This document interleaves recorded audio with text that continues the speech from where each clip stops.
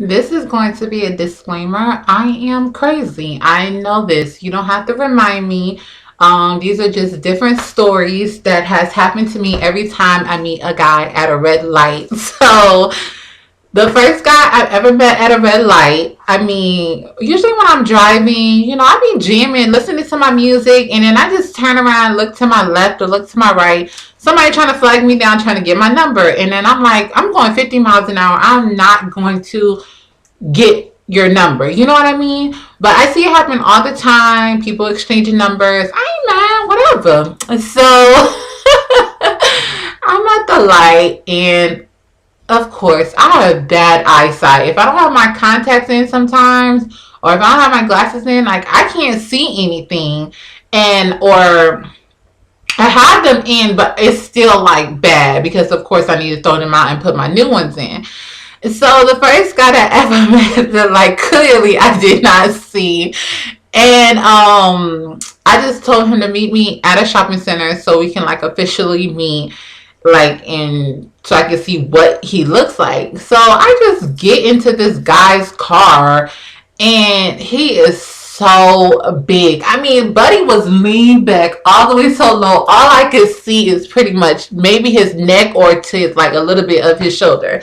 So when I noticed how big he is, and no disrespect to big dudes, I'm a bigger girl, but I like my dudes on the skinny side, like on the thick side, not a skinny because I be feeling like I'm gonna break them. Anyways, back to the story. He's all like touching my stomach, trying to touch my weave. Like, don't touch my weave. That is just, don't do that. That's disrespectful. And he's like, oh, I'm gonna take care of you. I'm gonna spoil you. I mean, Buddy was talking. All I could see was just gold. And I mean, gold is cute to a certain extent at night at the club. I'm like, oh, okay, he cute. He can take the golds out. He can put the golds in type of situation, but not permanent gold. Not asking. I was like, are those permanent? He's like, yeah, they permanent. They ain't coming out. No. So I'm looking at my phone and I'm like, I gotta go. So he has two phones, and I clearly didn't know that because he calls me like 30 minutes later from another number, and I pick up like, hello? And he's like, yeah, I'm going to take care of you. I'm going to spoil you. When you going to let me take you out? This and I'm like, oh, no. I just straight up told him like, oh, I'm not interested. I'm sorry. And just so happened, because he cut grass, and I am driving out of my neighborhood, and somebody literally like knocks, like jumps in front of the car, and I'm like, oh my god, it's him. What are the chances it's him? Out of everybody in the world cutting grass, it's him cutting grass stops me. And I'm like, oh my gosh. He's like, you live around here? No. You don't live around here? No, I'm just visiting somebody. And I just got my ass out of there. So that was number one.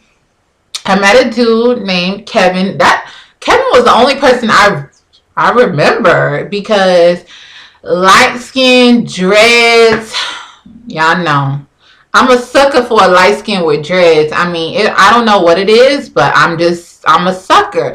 But the thing is, I dated him from last November to like April or something like that. But he ended up moving away. But it was a similar situation. But it actually turned out really good. I can't trip. I can't say anything too bad about him.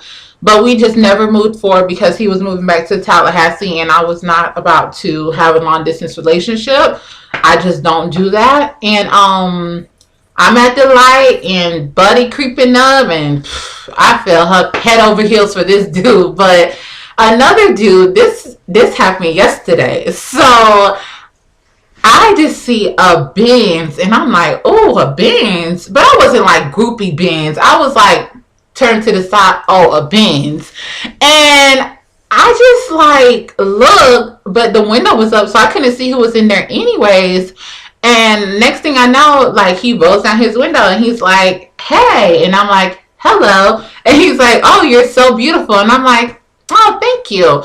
And he takes my number, but this is the way I said it, because we're just at the light, and I'm just like, is he really finna have small talk with me right now? I'm like, hey, just take my number and give me a call. So, he pulls out his little iPhone, takes my number. He calls me. Come to find out, he's like 26.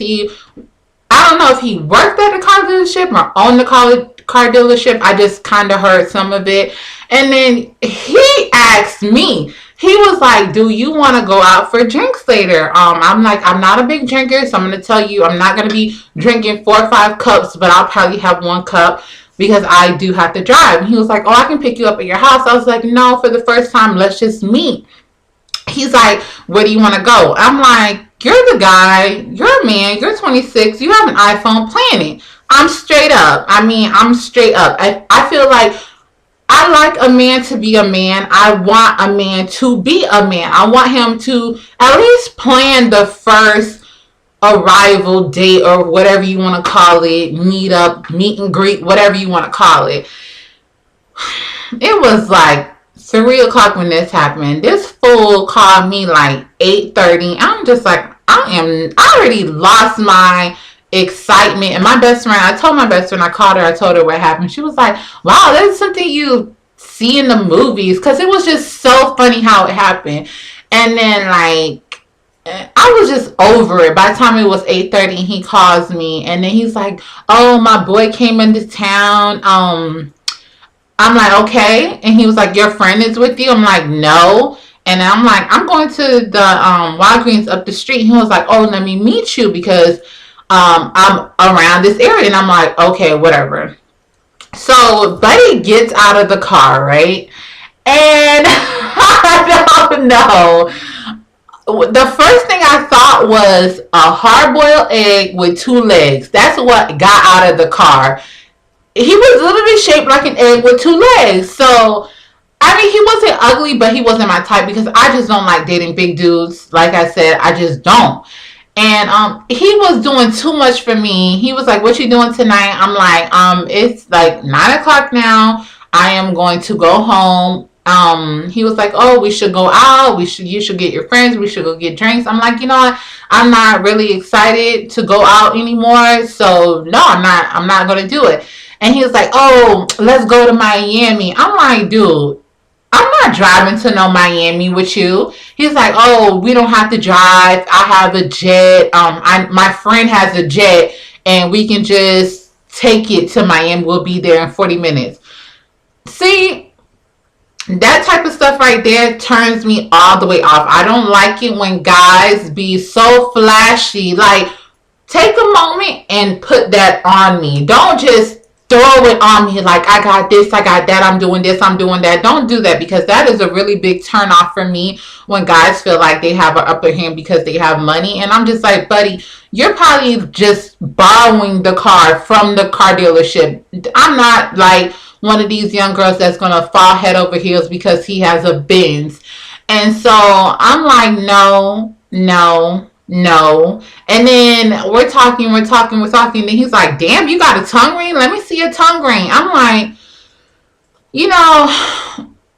I'm not saying I'm perfect and he may think I'm classless, but I have enough class to know that it was not going to happen. I'm not going to even waste my time with this person for him to even be like so remotely, I want to say borderline disrespectful, to just stop me in my conversation to just be like, damn, let me see your tongue ring or whatever. I'm just like, that is just so disgusting. So there was another guy.